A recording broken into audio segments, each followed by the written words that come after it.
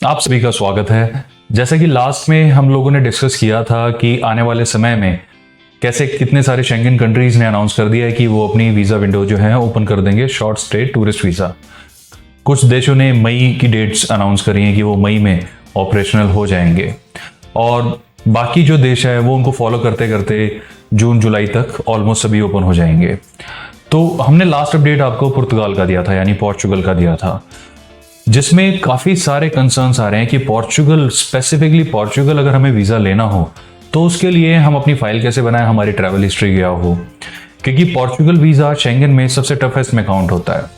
और बट अगर उनका वीज़ा टफ है तो वहाँ पे टीआरसी सबसे आसान है, यानी टेम्परेरी रेजिडेंस कार्ड, यानी एक तरह से आप उसे पीआर भी कह सकते हैं। वहाँ पर जाके आप कुछ ही महीनों में उनके सिटीजन भी बन सकते हैं। ऐसी एक अपॉर्चुनिटी पूरे शेंगन एरिया में, पूरे यूरोप में सिर्फ पुर्तगाल ही ऐसी है कंट्री है, पोर्चुगल ही ऐसी कंट्री है जो इतनी फास्ट ये अपॉर्चुनिटी देती है। रफली ये पूरा जो प्रोसेस है मतलब 8 से 10 महीने के बीच में कंप्लीट हो जाता है सब कुछ, अगर आपके सारे पेपर वर्क और ये सब कुछ अप टू द मार्क है तो। अब अगर हम बाकी बातें छोड़ देते हैं कि ठीक है किसी और कंट्री का वीज़ा लिया, पोर्चुगल आ गया XYZ, उसको माइनस करें और सिर्फ पोर्चुगल टूरिस्ट वीज़ा की अगर बात करें तो उसके लिए आपकी प्रोफाइल अच्छी होनी बहुत इंपॉर्टेंट है और काफ़ी अच्छी होनी चाहिए। आपकी रीजनेबल अच्छी ट्रैवल हिस्ट्री होनी चाहिए, फाइनेंशियल प्रोफाइल अच्छी होनी चाहिए, आपकी फैमिली बैकग्राउंड या फैमिली टाइज हैं जो आपके इंडिया के अंदर वो स्ट्रांग होनी चाहिए। अब ट्रैवल हिस्ट्री की अगर बात करें तो ऐसा प्री कोरोना से पहले माना जाता था कि अगर किसी का पहले से ही कोई शेंगन वीज़ा लगा हुआ है तो ही पोर्चुगल उसको टूरिस्ट वीज़ा देता है, यानी आप पहले से ही यूरोप को विजिट करके आ चुके हैं और दूसरी बार जाना चाहते हैं तो पोर्चुगल का अप्लाई कर सकते हैं, या फिर आपके पास कोई यूके, यूएस, कनाडा का वैलिड वीज़ा हो तो आप पोर्चुगल अप्लाई करें, ऐसा ये माना जाता था। कोरोना के बाद इसमें थोड़ी सी रिलैक्सेशन तो आएगी, ये मैं आपको अश्योर कर सकता हूँ। इतनी स्ट्रिक्टनेस पहले जैसी नहीं रहेगी, लेकिन अभी भी ट्रैवल हिस्ट्री फिर भी होनी चाहिए आपके पास। अगर आपका एम पोर्चुगल टूरिस्ट वीज़ा लेना है, आप जाना चाहते हैं, घूमना चाहते हैं, वहाँ पे विजिट करना चाहते हैं, उस केस में ट्रैवल हिस्ट्री आप कर सकते हैं। अगर 3-4 कंट्रीज की अगर मैं आपको बोलूँ तो कोशिश करें कि एक ही ट्रिप में 3-4 कंट्री की जगह 2 ट्रिप में 2-2 कंट्री कर लें, आप ऐसा भी कर सकते हैं। या एक ट्रिप में अगर आप 3 कंट्री का टूर कर रहे हैं तो दूसरी ट्रिप में थोड़े से गैप देके एक का 2 का कंट्री और विजिट कर लीजिए। वो इसीलिए कि अगर आप एक ही ट्रिप में 5-6 देश करके वापस आ गए तो उससे अगर आप ये सोच रहे हैं कि मेरी ट्रैवल हिस्ट्री बहुत स्ट्रांग हो गई, तो ऐसा नहीं है। पोर्चुगल के लिए खास तौर से ऐसा नहीं है। वो फिर भी यही काउंट होएगा कि आप इंडिया से बाहर सिर्फ एक ही बार गए हैं, काउंट तो यही होएगा, चाहे आपने एक ही बारी में 4-5 देश देख लिए हो। तो इसको ब्रेक कर लीजिए। फर्स्ट ट्रिप में अगर आप चाहें, अगर अभी प्रेजेंटली बात करें तो आप इसमें यूक्रेन जा सकते हैं, यूक्रेन के साथ रशिया को क्लब कर सकते हैं, रशिया के साथ आप दुबई या अर्मेनिया किसी एक को क्लब कर सकते हैं। ये सिंगल ट्रिप आप अभी लगा सकते हैं।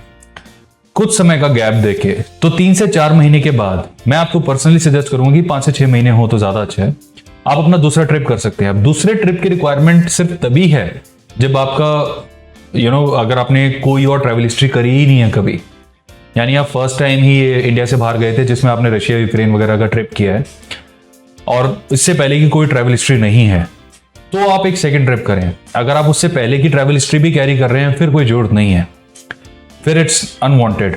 वो ट्रैवल हिस्ट्री आपकी विद इन 3 ईयर्स की होनी चाहिए। अगर उससे ज्यादा की है तो फिर सेकंड ट्रिप अगेन अपना डिजाइन करें।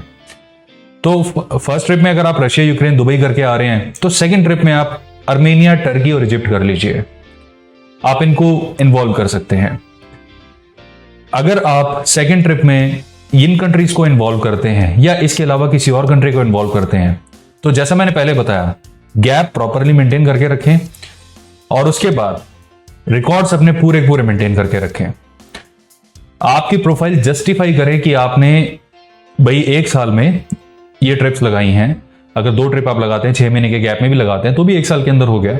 तो आपकी प्रोफाइल जस्टिफाई करे कि आपकी फाइनेंशियल जो पोजीशन है वो काफी स्ट्रांग है, जिससे आप अपना ये जितना भी ट्रैवल जो भी आपने किया है उसको आप इजीली फाइनेंस कर सकते हैं। अपने अकाउंट में बैलेंस प्रॉपरली मेंटेन करके रखें। पुर्तगाल की बात आती है, कोई और शेंगन कंट्री होती है तो हम 3-4 लाख बोलते हैं, पुर्तगाल की बात आती है तो मैं आपको पर्सनली रिकमेंड करूंगा कि 6-7 लाख का एक बैलेंस आपके पास होना चाहिए जो रेगुलरली मेंटेन्ड हो। आपकी आईटीआर जो है वो स्ट्रांग होनी चाहिए। आईटीआर को एग्जेगरेट ना करें। ये बहुत गलतियां लोग करते हैं कि उनके अकाउंट के हिसाब से तो आईटीआर बन रही है 5 लाख की और वो करवा देते हैं 10-12 लाख की। हाँ जी ठीक है, हम तो टैक्स दे देते हैं 50,000, कोई दिक्कत नहीं, हमारी आईटीआर अब 10 लाख की कर दो। ये गलत है, ये इलीगल भी है। आप ऐसे नहीं कर सकते। आपकी आईटीआर होनी चाहिए आपके अकाउंट के हिसाब से ही, क्योंकि आप 6 महीने की अकाउंट स्टेटमेंट देखेंगे तो उसे वीजा ऑफिसर वैसे ही पता लगा लेगा कि आपकी एक्चुअल में एवरेज इनकम है कितनी। तो इतना एग्जिगरेट करके आप अपनी प्रोफाइल को स्ट्रांग की जगह वीक कर रहे हैं। तो एग्जिगरेट कभी ना करें। कोई ब्लफ की जरूरत नहीं होती। वीजा इतनी बड़ी चीज नहीं है कि नहीं मिलती, सब मिलते हैं। आप अपनी प्रोफाइल ढंग से बनाएं तो सही, आप उसको प्रॉपर्ली मेंटेन करके रखें, आईटीआर को प्रॉपर्ली मेंटेन करके रखें। आपके नाम पे अगर कोई एसेट्स हैं, प्रॉपर्टीज हैं, तो पुर्तगाल में वो चीज काम आती है। अगर आप स्पेन वगैरह में जा रहे होते हैं ना, तो बीएलएस सेंटर में वो सारे डॉक्यूमेंट वापस दे देते हैं। लेकिन अगर आप पोर्चुगल में जा रहे होते हैं तो प्रॉपर्टीज हैं तो उसको स्पेसिफिकली मेंशन करें, उसका कोई एक रजिस्ट्रेशन कॉपी साथ में लगाएं। मतलब सिर्फ एक ही कॉपी होनी चाहिए, ऐसे नहीं 15-20 पेज आपने साथ में लगा दिए, क्योंकि आमतौर पे जो ओनरशिप पेपर्स होते हैं काफ़ी बड़े होते हैं। तो आप सिर्फ वही पेपर लगाएं जिसमें आपका नाम लिखा हो, वो स्टैम्प पेपर पे जो आता है। हिंदी में है तो उसे इंग्लिश में ट्रांसलेट कराएं या पोर्चुगीज में ट्रांसलेट कराएं, दोनों ही एक्सेप्टेबल है। इन स्टेप्स को आप फॉलो करें। ये ट्रैवल हिस्ट्री के जैसे आपको बताया गया, इसको फॉलो करें। इसके अलावा आने वाले समय में साउथ ईस्ट एशिया की भी सारी कंट्रीज ओपन होंगी, तो आप चाहें तो सिंगापुर के साथ बाली और फिलीपींस का भी एक टूर कर सकते हैं। ये एक ट्रायंगुलर टूर बनता है जिसमें आप सिंगापुर, बाली और फिर फिलीपीन से होते वापस इंडिया आ सकते हैं।